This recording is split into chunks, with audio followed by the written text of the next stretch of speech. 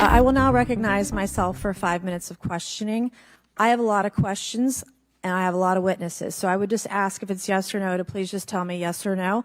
If it requires more than that, be very succinct because I would like to go down the line and ask as many questions as possible. So for the Admiral this morning first, former DOD official Chris Mellon reached out to you about satellite imagery from 2017 that depicts a UAP. What were the dates in 2017 when this occurred?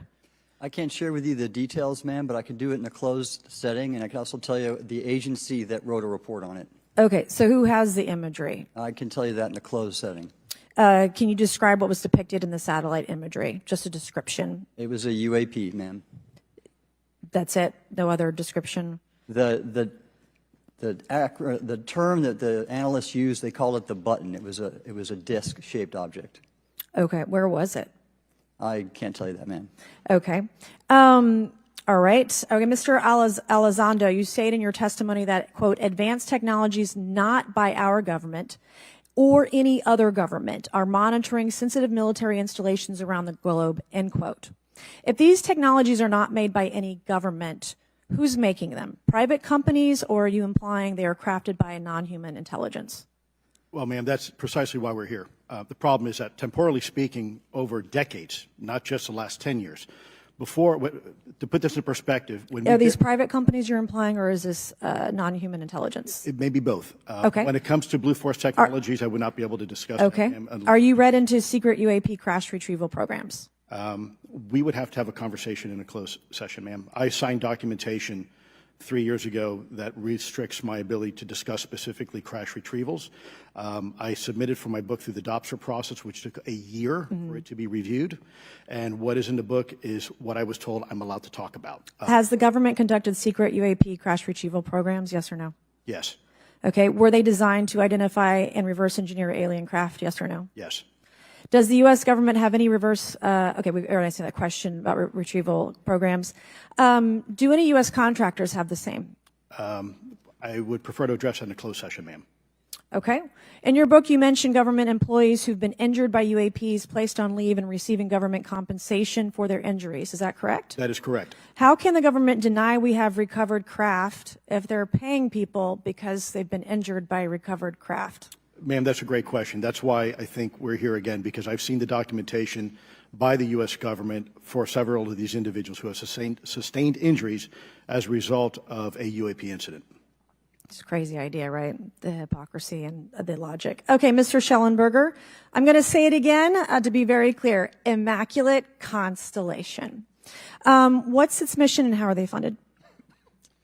Its mission is to, as I stated, its mission is to, it's an unacknowledged special access program. Its mission is to document UAPs. Okay, and do you, for your story and your report, do you have more than one credible source? I do. Sourcing, okay. I do. And then why do you believe your sources to be credible? How do you judge the veracity of the documentation you've been provided about this program? I checked the sources, and they are who they say they are. They are current or former government officials. Mm-hmm. I wanted to also add that I did not specify that they were Defense Department employees. I didn't specify the agency nor the gender. Would they have included non-government employees, people that aren't employed by the government?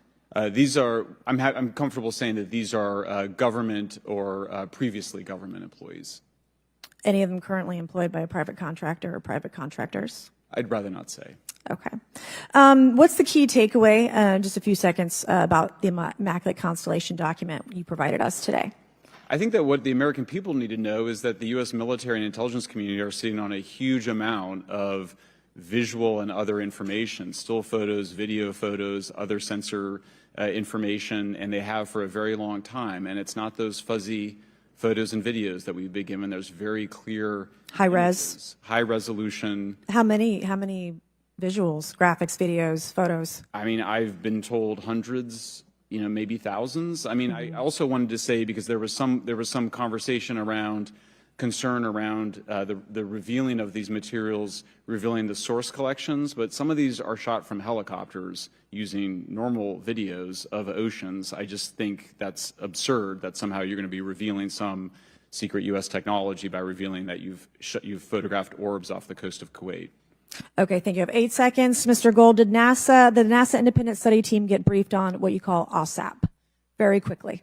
I flagged the Advanced Aerospace Weapons System Certification Program to our chair and our DFO. We did not get briefed, but I believe it is definitely worth looking into. That was probably the largest UAP review effort ever, and I think produced a lot of interest data, including revealing limits. I don't know if my fellow witness Lou might want to. He did yeoman's work on it. Might want to comment.